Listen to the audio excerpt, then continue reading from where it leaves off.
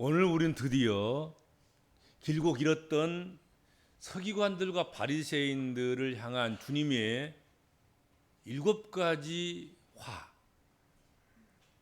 그 마지막 화를 만나게 되고 또 함께 묵상하게 됐습니다. 예수님 당시에 유행했던 것 중에 하나가 선지자와 순교자의 무덤을 만들고 그 비석을 꾸미고 가꾸는 일이 유행했습니다. 성서시대에 그와 같은 일들을 많이 했던 것 같습니다. 그리고 잘 만들어진 무덤과 잘 꾸며진 비석이 세워진 그곳을 방문해서 경의를 표하는 그런 일들이 유행했다 하는 것이죠. 종교 지도자들인 서기관들과 바리새인들도 이 일에 앞장섰고 그리고 여기에 동참했고 또 다른 이들에게도 그런 일들을 권장했습니다. 이러한 일은 결코 나쁘거나 잘못된 일이 아니지요. 사실 과거로부터 배우기 위해서 가장 먼저 해야 할 일은 바로 지나간 일을 잊지 않고 기억하는 것입니다. 그렇게 기억하기 위해서는 나름대로 여러 가지 장치가 필요하지요. 그 장치 중에 하나가 바로 영웅들의 무덤을 만들고 영웅들의 비석을 만들어서 가꾸고 꾸미고 성역화하고 그런 거지요.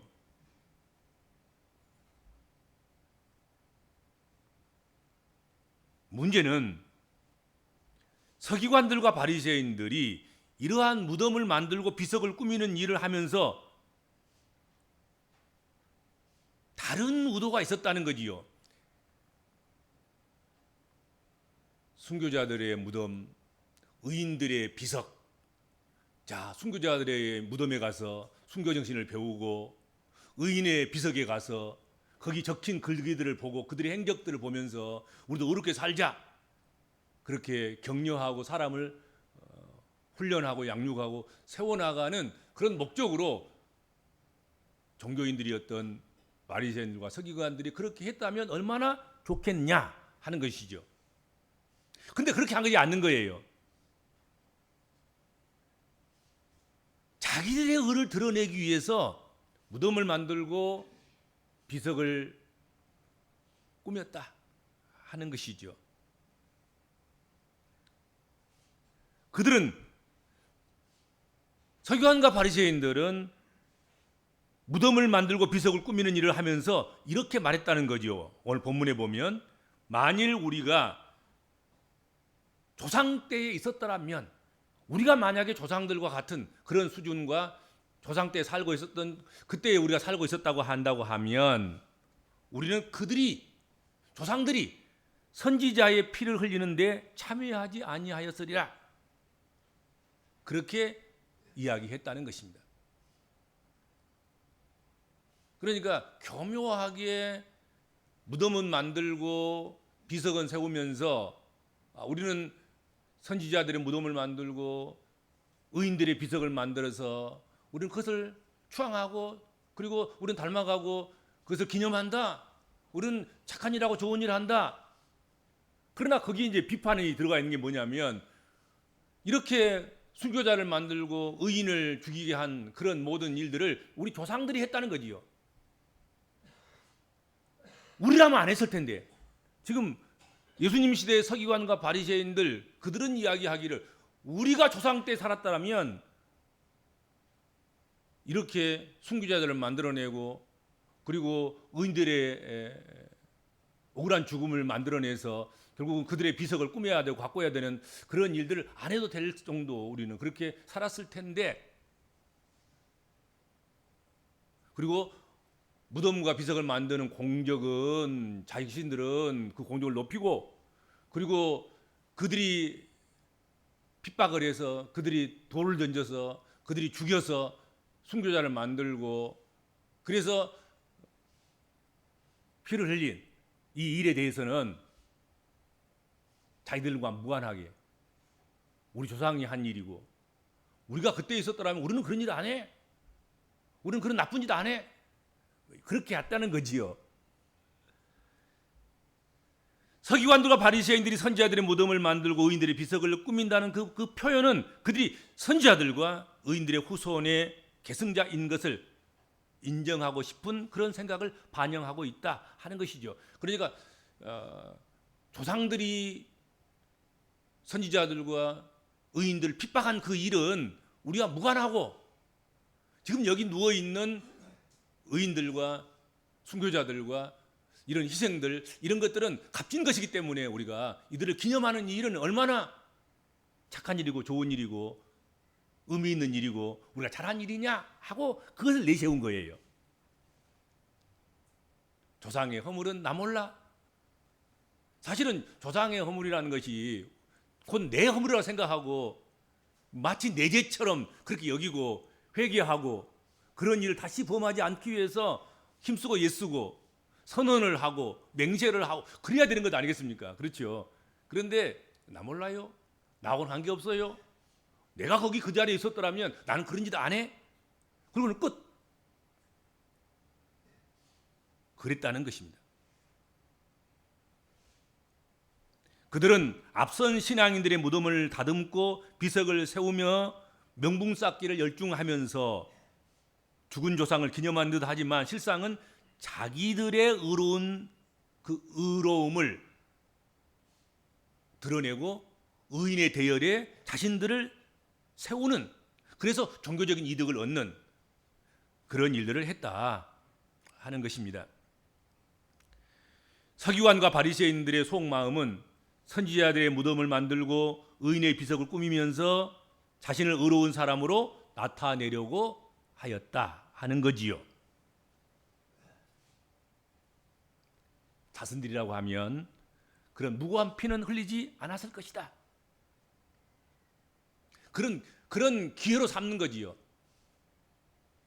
선지자들의 무덤을 만들 때마다 선지자의 비석을 가꿀 때마다 그리고 그곳에 가서 그것을 돌볼 때마다 우리라면 그렇게 안 했을 텐데 나라면 그렇게 안 했을 텐데 우리 조상들은 선지자들의 피를 흘렸고 의인들의 피를 흘렸어. 그러니까 자기들이 의로워지기 위해서 사실은 조상들을 정죄한 것이고 심판한 것이죠. 예수님은 이런 그들에게 스스로 선지자와 의인들을 죽인 자들의 자손임을 증명했다고 말하면서 그들에게 화가 있을진저 그렇게 선언했습니다. 너희가 너희 입으로 고백한 것 아니냐. 너희 조상들이 죄를 지었으니 그 죄값을 너희가 또 받아야 되지 않겠는가. 너희와 조상들은 연결되어 있고 너희는 하나다. 한 뿌리다. 그리고 어찌 죄 없다고 할 수 있겠는가.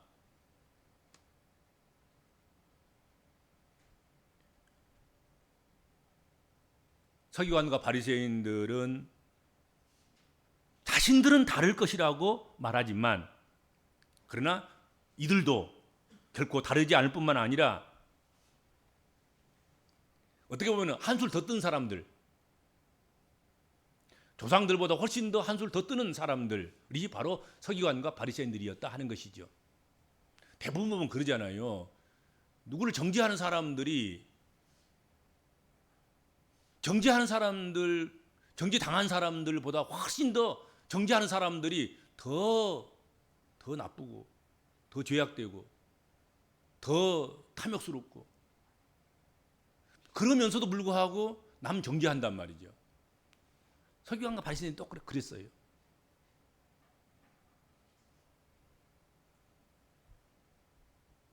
그러면서도 자신만 의로운 척을 하면서 조상까지 비난하니 이들의 이종적인 위선에 주님께서 더욱 화가 치밀으신 것이겠지요. 그러니까 오늘 본문에 보면 아주 주님이 입에 담을 수 없을 만큼의 그런 말씀들을 쏟아낸 것이죠.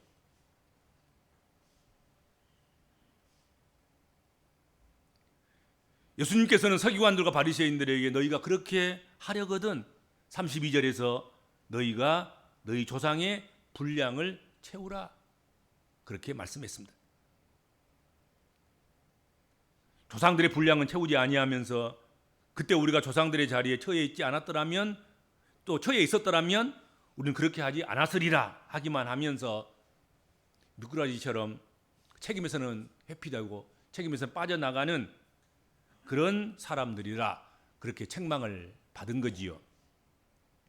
그래서 예수님께서는 서기관과 바리새인들을 향해서 뱀들아, 이 독사의 새끼들아, 그렇게 칭하면서 맹렬히 책망하셨습니다.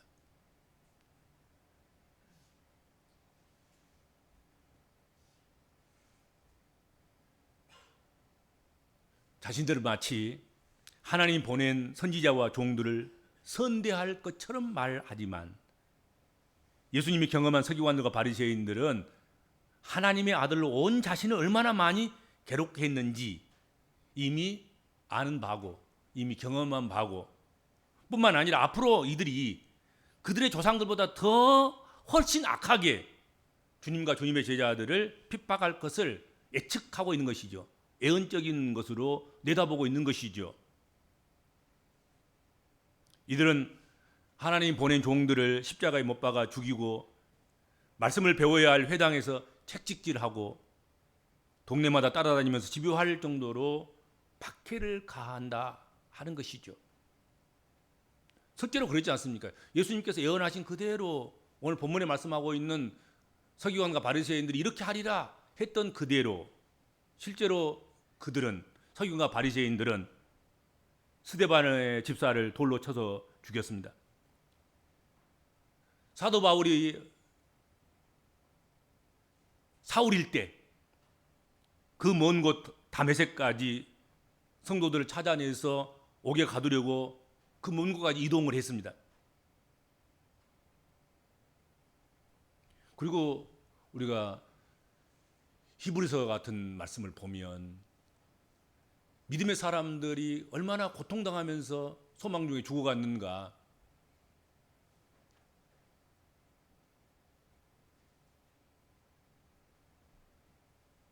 톱으로 키움을 당하기도 하고 모든 육체에 열려진 것들은 다 꼬매임을 당하는 그런 고통을 당하기도 하고,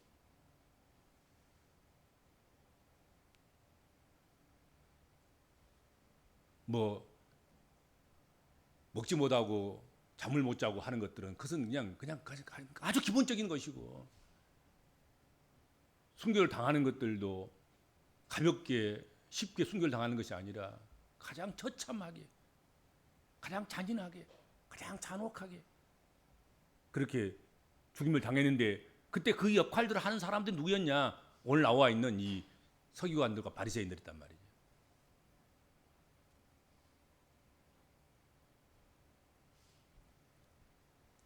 예수님의 예언이 시간이 흐르면서 사실이라는 사실이 입증되었습니다.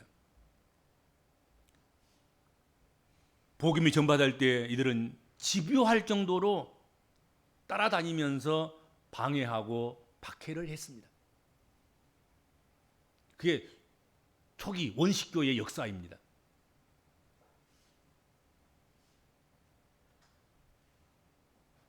예수님은 과거 아벨로부터 무고하게 죽인 모든 죄값을 다 치르게 될 것이라고 그들에게 경고하신 것입니다. 너희가 그 핏값을 치를 것이다. 아벨의 첫 희생으로부터 시작해서 마지막 사가라의 희생까지 그 모든 핏값을 서기관들과 바리새인 너희들이 받게 될 것이다 하고 경고했지요.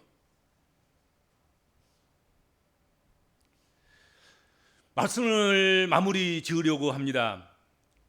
우리가 지금까지 살펴본 이 7번의 화 있을지언자라는 이 말씀은 예수님 당시 서기관들과 바리새인들의 신앙 문제점을 그대로 보여주는 아주 중요한 말씀입니다. 7가지 이게 하나하나 이 말씀들은 그 당시 예수님 당시 성서 시대의 신앙인들의 신앙의 모습, 신앙을 어떻게 하고 있는가를 보여주고 있는 그런 말씀인 것입니다. 그리고 그 신앙의 문제점이 무엇인가? 그래서 신앙의 문제점 한 가지 한 가지 들어가면서 7가지를 들어서 예수께서 화 있을진지요. 그렇게 말씀하신 것이지요. 우리도 하나님을 잘못 믿으면 이런 길을 걷게 되고 주님으로부터 이런 책망을 듣게 될 것이다 하는 거지요. 바리새인과 서기관들의 신앙이 어떤 신앙이었습니까? 천국의 문을 닫고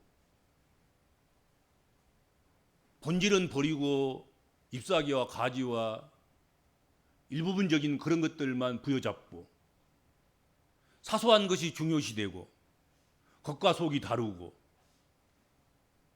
하나님을 배역하고 반역하고 죽이고 멸망시키고 그리고는 무덤을 만들고 비석을 만들어서 그걸 꾸미는, 그리고는 모든 책임은 다 남에게 전가시키고 자기는 의롭다고 여기는 그런 신앙이 바로 예수님 시대에, 초기 시대에 바리새인과 서기관들, 가장 신앙생활 잘한다고 생각하는 그들의 신앙의 모습이었다 하는 것이죠. 그러므로 우리 복음적인 그리스도인들은 예수님께서 화 있다고 하신, 선언하신 이 7가지 일들을 우리 교회 안에서 또 우리 종교인들 가운데서 우리 복음적인 그리스도인들에게서 발생하거나 나타나지 않도록 그것을 피하는, 그리고 그 반대로 살아가는 이 화 있을진저하고 화를 명한 그것과는 전혀 다른 반대편, 반대 방향으로 더 다른 그런 삶을 살아가는 것, 그것이야말로 복이 있을지어다 하신 말씀과 같지 않겠습니까? 그렇죠? 사실은 마태복음의 팔복과 오늘 본문 여기 나와 있는 24장에 나와 있는 23장에 나와 있는 이 7화, 이것은 사실은 같은 거예요. 팔복을 견주어서 8화를 이야기한 것인데, 오늘 본문의 앞에 보면 그 가로쳐가지고 없음이라고 나온 그 절이 있잖아요. 그것이 있다고 생각할 때는 8개의 화인 거예요. 근데 그게 생략되어 있었단 말이죠. 그렇죠? 그러니까 앞에 나와 있는 팔복과 뒤에 나와 있는 이 8화 또는 7화는 이렇게 짝을 이루고 있는 것입니다. 이렇게 하면 복이 있고 이렇게 하면 화가 있다, 그런 말씀이거든요. 그렇죠? 그러니까 오늘 마무리 지어진 이 이제 7번째 화, 여기까지 다루면서 이런 화 있을진지어 선언된 이것들은 우리 신앙생활에서 버려야 된다는 거죠. 지워야 되는 것이고, 그렇죠? 피해야 된다 하는 것이고, 앞서 말씀하신 주께서 말씀하신 팔복을 우리가 기억하면서 복 있는 삶을 살아가는 그런 그리스도인들이 되어야 될 줄로 믿습니다. 기도하겠습니다. 주님 은혜를 감사합니다. 우리는 복은 피하고 화만 불러들이는 그런 자가 되기를 원치 않습니다. 화는 피하고 복을 부르는, 복을 누리는 그런 주의 백성들 되기를 소망합니다. 그런 은혜를 주의 몸된 교회에, 그리고 주의 전을 출입하는 모든 믿음의 권속들에게, 우리 한강의 공동체의 모든 식구들에게 허락하여 주옵소서. 예수님의 이름으로 간절히 기도하옵나이다. 아멘.